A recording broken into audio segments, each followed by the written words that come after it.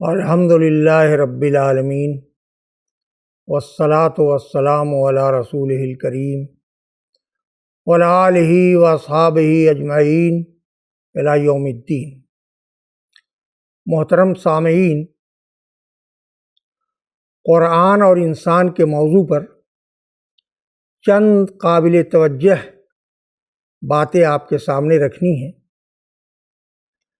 پوری کائنات خدا کا تخلیقی شاہکار ہے، لیکن خدائی تخلیق میں انسان اس لحاظ سے ممتاز ہے کہ وہ اپنے وجود میں خود ایک کائنات ہے۔ انسانی وجود کی اس کائنات کے تین رنگ پوری کائنات کے تمام رنگوں سے جدا اور ان پر حاوی ہیں۔ یہ تین رنگ دراصل اس کی تین اہم خصوصیات سے ابھرتے ہیں جس سے پوری کائنات تہی دامن ہے۔ انسانی وجود کی یہ خصوصیات اس وسیع و عریض کائنات میں اسے تگ و تاز کی صلاحیت بخشتی ہیں۔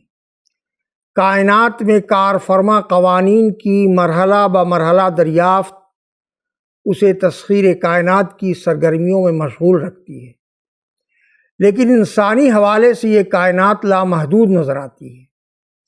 اسی طرح انسانی عقل کے اعتبار سے اس کے سربستہ راز بھی لامحدود ہیں۔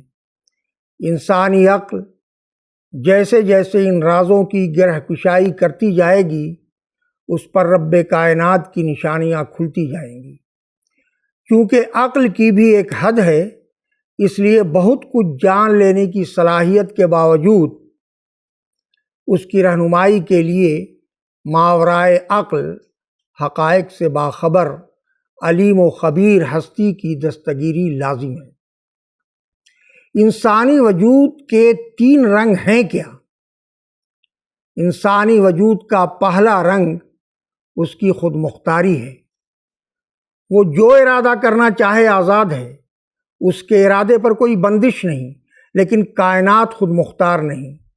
وہ قانون فطرت سے جکڑی ہوئی ہے۔ ذرے سے کہکشاؤں تک کائنات کا وجود ایک اٹل قانون کا پابند ہے۔ فطرت کے یہ قوانین تہ در تہ اور انتہائی پیچیدہ ہیں۔ دوسرا رنگ اس کی عقل ہے۔ انسان اپنی عقل سے جستہ جستہ فطرت کے قوانین دریافت کرتا ہے اور انہیں بروئے کار لا کر تسخیر کائنات کی مہم میں مشغول سفر رہتا ہے۔ اس طرح اس کی تمدنی زندگی مرحلہ بہ مرحلہ ترقی کرتی جاتی ہے۔ وہ کائنات کی طرح مفعول پیسو نہیں ہے، وہ فاعل ہے۔ وہ 100 ڈھنگ سے اس کائنات کو برتنے کی قدرت رکھتا ہے۔ تیسرا رنگ اس کا جذبہ ہے۔ وہ کائنات کی طرح جذبات سے عاری نہیں۔ سینکڑوں جذبات اس کی داخلی دنیا کو بناتے بگاڑتے رہتے ہیں۔ کبھی رحم دلی اسے دوسروں کا ہاتھ تھامنے پر آمادہ کرتی ہے، کبھی سنگ دلی دوسروں پر ظلم کے لیے اکساتی ہے۔ لیکن ان تین رنگوں پر جو رنگ حاوی ہے وہ ہے انسانی خود مختاری کا رنگ، انسانی ارادے کی آزادی کا رنگ۔ وہ اپنے ارادے سے اپنی عقل کو صحیح یا غلط راہ پر ڈال سکتا ہے۔ اسی طرح وہ اپنے جذبات کو بھی صحیح یا غلط رخ پر موڑ سکتا ہے۔ انسان کو دی گئی ارادہ کی آزادی ہی اسے اخلاقی طور پر جواب دہ بناتی ہے۔ اگر وہ کائنات اور اس میں موجود دیگر بے اختیار مخلوقات کی طرح خود مختار نہ ہوتا تو جواب دہ بھی نہ ہوتا۔ اسے صحیح اور غلط میں تمیز کے لیے اگر عقل نہ ملتی تو اس سے اخلاقی تقاضا بھی نہ ہوتا۔ اس کے نہاں خانہ قلب میں خیر و شر کی فطری استعداد نہ ڈالی جاتی تو اس سے پاکیزگی اور روحانی بلندی کی توقع بھی نہ کی جاتی۔ اب آئیے دیکھیں کہ قرآن کیا ہے۔ قرآن اللہ کی ہدایت ہے۔ یہ ہدایت تمام انسانوں کے لیے ہے۔ اس ہدایت کا تعلق زندگی کے ہر اس معاملہ سے ہے جو مرنے کے بعد کی زندگی سے تعلق رکھتا ہے۔ یہ کتاب وہ راہ دکھاتی ہے جس کے مطابق زندگی گزارنے سے موجودہ زندگی صراط مستقیم پر گزرتی ہے اور موت کے بعد والی زندگی منزل مراد تک پہنچتی ہے۔ قرآن انسان کو رب کائنات سے روبرو کرتا ہے۔ اب دیکھیں کہ قرآن خدا کا تعارف کیسا کراتا ہے۔ قرآن یہ بتاتا ہے کہ اس کائنات کا خالق، مالک اور پروردگار بس ایک ہی ہے۔ وہی اول ہے، وہی آخر ہے، وہی ظاہر ہے، وہی باطن ہے۔ اس جیسا کوئی نہیں کہ جس سے اس کی مثال دی جائے۔ وہ یکتا ہے۔ پوری کائنات اس کی قدرت، حکمت، علم، رحمت اور مغفرت کی گواہی دے رہی ہے۔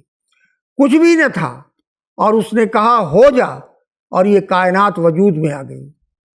کائنات کی تخلیق، مرحلہ بمرحلہ کہکشاؤں، ستاروں، سیاروں کا بننا اور مٹنا، کائنات کا مسلسل پھیلاؤ اور توازن، زمین پر انسان کا وجود اور رزق کی فراوانی، سب کچھ اس کی لامحدود قدرت کا کرشمہ ہے۔ اگر کسی بھی پہلو سے اس کی قدرت میں کمی ہوتی تو یہ کائنات وجود ہی میں نہ آتی۔ کائنات کی ہر چیز اس کی قدرت سے ایسی بنی کہ انسانی عقل حیران ہے۔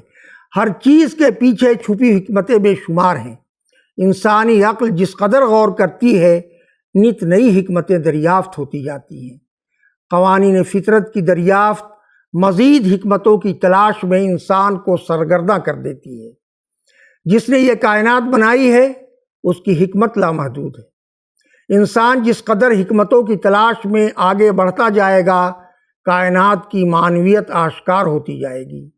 کائنات کے نظام میں کوئی کمی، کوئی سقم ہے ہی نہیں، کیونکہ اسے جیسا بنانا مقصود تھا، یہ کائنات ویسی ہی بنی ہے۔ جس نے تخلیق کی وہ حکیم مطلق ہے، وہ قادر مطلق ہے۔ جس عظیم الشان کائنات میں ہم جی رہے ہیں، اس کا ہر پہلو اس کے لامحدود علم کا پتہ دیتا ہے۔ اس کا علم کائنات کے ہر راز کو سمیٹے ہوئے ہے۔ اس کا علم ابتدا اور انتہا کے لاحقوں سے پاک، زمان اور مکان کی بندشوں سے آزاد، ہر شے سے وہ باخبر ہے، ہر چیز پر اس کی نظر ہے۔ اگر وہ کسی ایک بات سے بھی غافل ہوتا تو یہ کائنات قائم ہی نہ رہتی۔ وہ حی و قیوم ہے، وہ علم کا سرچشمہ ہے۔ اس کائنات اور اس میں انسان کا وجود سب اس کی رحمت پر منحصر ہے۔ اگر اس کی رحمت نہ ہوتی تو نہ کائنات ہوتی، نہ انسانی زندگی ہوتی۔ یہ کائنات اور انسانی زندگی سب کچھ اس کی رحمت کا مظہر ہے۔ اس کی رحمت اتنی ہی نہیں جس کا ہر آن ہم تجربہ کر رہے ہیں۔ اس کی رحمت بے پایہ ہے۔ ہر سانس جس پر ہماری زندگی قائم ہے اور ہر تعلق جسے ہم نبھا رہے ہیں، بس اسی کی رحمت کا مرہون منت ہے۔ وہ رحمان و رحیم ہستی ہے، اس کی رحمت ہر شے پر چھائی ہوئی ہے، یہاں تک کہ اس کی رحمت نے اس کے غضب کو بھی ڈھانک رکھا ہے۔ اس نے انسان کو ارادہ کی آزادی بخشی تو ساتھ ہی اس نے اپنی مغفرت کا دامن بھی کشادہ کر دیا۔ اگر بندہ خطائیں کرے تو باب توبہ کھلا ہے، جو چاہے اس میں داخل ہو کر مغفرت طلب کرے۔ جس نے باب مغفرت پر دستک دی اسے مغفرت ملی۔ انسان 100 بار خطا کرے، در توبہ کھٹکھٹائے، مایوس نہیں لوٹے گا۔ اس کے رب کی مغفرت لامحدود ہے، وہ غفار و ستار ہے۔ یہ الگ بات ہے کہ کوئی سرکشی کے رویے پر ڈٹا رہے، اپنے رب کے سوا دوسروں کے در پر بھٹکتا پھرے اور اپنے رب کی پکار پر کان نہ دھرے۔ یہ انسان کی اپنی کرنی ہے، جو چاہے کرے اور جس انجام سے دوچار ہونا چاہے ہو جائے۔ وہ انسان کو زبردستی باب توبہ میں داخل نہیں کرتا، کیونکہ اسی نے انسان کو خود مختاری بخشی ہے۔ لیکن وہ اپنی مغفرت سے کسی کو مایوس بھی نہیں کرتا کہ وہ غفور الرحیم ہے۔ یہ تو بس چند جھلکیاں ہیں اس رب کائنات کے تعارف کی جن سے قرآن انسان کو آشنا کرتا ہے۔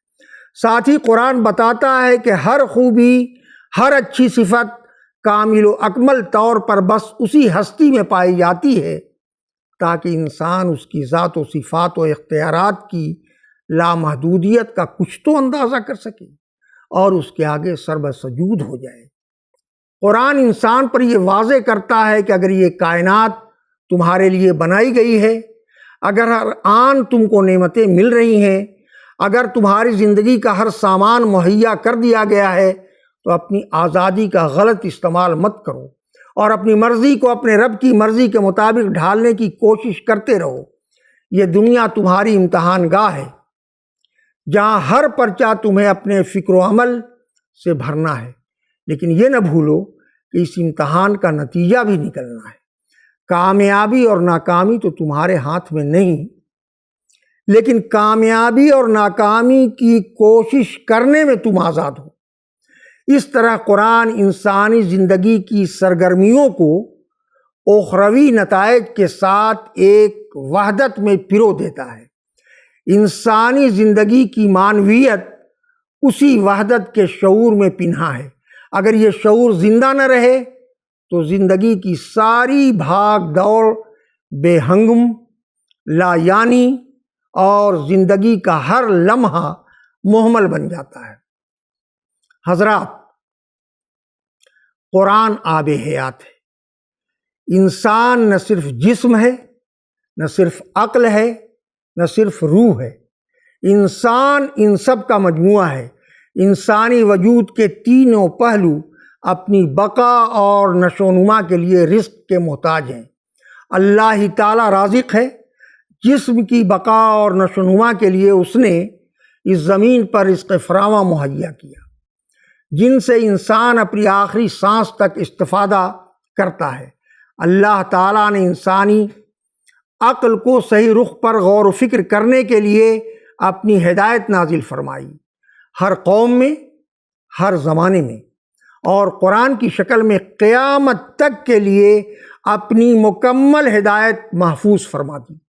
اللہ تعالیٰ نے روح کی تازگی کے لیے اپنے ذکر کو لازم فرمایا، کیونکہ روح اسی طلب میں مضطرب رہتی ہے اور اسی کے ذکر سے مطمئن ہوتی ہے۔ غرض انسانی وجود کا ہر پہلو اپنے رب کا محتاج ہے۔ انسان کی یہ محتاجی دور کیسے ہو؟ قرآن اسی طلب کا جواب ہے۔ قرآن اللہ تعالیٰ کی رحمت سے انسانوں کے لیے رحمت بن کر اسے رحمت سے ہمکنار کرنے کے لیے نازل کیا گیا ہے۔ تو خوش قسمت ہیں وہ لوگ جو اس رحمت سے فیض یاب ہوں، تاکہ قرآن بروز حشر ان کے حق میں حجت بنے، ان کے خلاف حجت نہ بنے۔